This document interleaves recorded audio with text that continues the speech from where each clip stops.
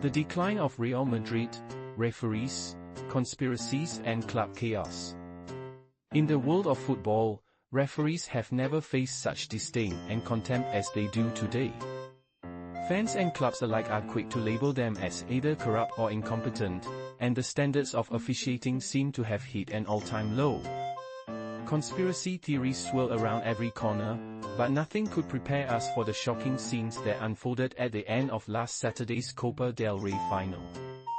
Antonio Rüdiger, a player for Real Madrid, threw an ice pack at referee Ricardo de Burgos Bengoetxea, a moment that left many in disbelief.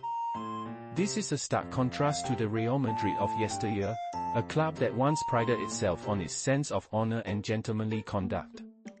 Back in the days of Steve McManaman, players adhered to a strict code of conduct, and the common narrative was that whining about referees was a trait of the crybabies from Barcelona. Fast forward to this season, and we see a different story.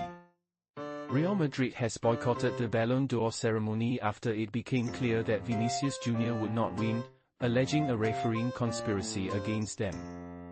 They even refused to engage in pre-match media duties before the Copa del Rey final, fueling speculation that they might not even show up for the game.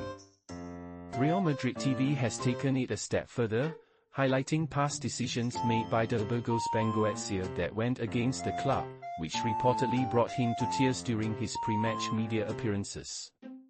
While it's not uncommon for players to lose their cool in the heat of the moment, the real toxicity stems from the actions of the club's executives. Their behavior fosters an environment where players and fans are conditioned to feel persecuted, leading to explosive reactions. At the center of this turmoil is Florentino Pérez, the long-serving president of Real Madrid. Despite his impressive track record, 7 Champions League titles and a revenue stream that outpaces the next wealthiest club by 25%, he finds himself at odds with everyone. At 78 years old, he watches the world evolve around him, convinced that it is all a grand conspiracy against him. This situation reflects a broader narrative of modern populism and propaganda, where traditional journalism struggles to keep up with the rise of social media. The hyperpartisanship and self-serving power dynamics are eroding the very culture of football. During the Super League debacle, it was astonishing to see how Perez's outlandish claims were reported by a compliant local media, while the global audience recognized the delusion.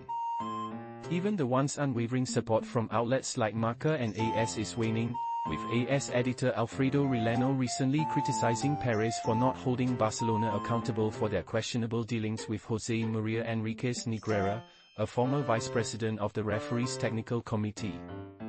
In previous eras, one could imagine Madrid capitalizing on Barcelona's financial mismanagement and the questionable audits that have plagued them. However, Pérez needs Barcelona as an ally in his faltering Super League ambitions. Without Joan Laporta, Pérez would be left isolated. He has squandered another golden opportunity, reminiscent of how the team that won 2 Champions Leagues in the early 2000s was undermined by the sale of Claude Makelele. The current squad, which triumphed last season, is now faltering due to poor decisions, such as failing to replace Toni Kroos and adding Kylian Mbappé, a player who complicates the team's dynamics. The renovated Bernabéu stadium, while visually stunning, has become a financial burden, costing €1.76 billion. The absence of VIP boxes and the inability to host concerts due to local protests have severely limited potential revenue streams that could help alleviate the debt. Additionally, a dispute with the league has led to restrictions on broadcasting from the stadium, further complicating matters. The refusal to engage with media before the Copa del Rey final is part of a troubling trend. Rights holders who pay for access to the stadium are denied the opportunity to conduct interviews, leaving a void filled by influencers who prioritize content creation over journalistic integrity. This lack of accountability and self-reflection is staggering, as the club continues to spiral downward both on and off the pitch. The decline of Real Madrid is not just a recent phenomenon. It can be traced back to the era of José Mourinho. While he was not the first manager to navigate a post-truth landscape, He was the first to openly acknowledge that the game begins in the press conference following the previous match. However, he was more a symptom of the problem than the cause. Madrid's desperation in 2010, with Barcelona dominating and Pep Guardiola revolutionizing football, led them to overlook their values in favor of short-term success. The ensuing battles with Barcelona came at a significant cost. Madrid knew what they were getting with Mourinho. They appointed him with full awareness of his tactics.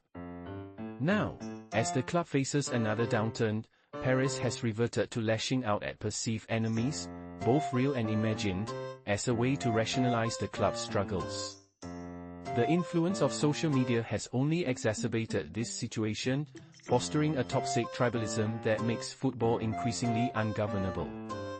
The pressures on referees have reached absurd levels, making the game itself feel unplayable at times. In the past, sports was seen as a means to teach resilience and grace in defeat. Yet, it seems that a septuagenarian in Madrid has yet to grasp this essential lesson.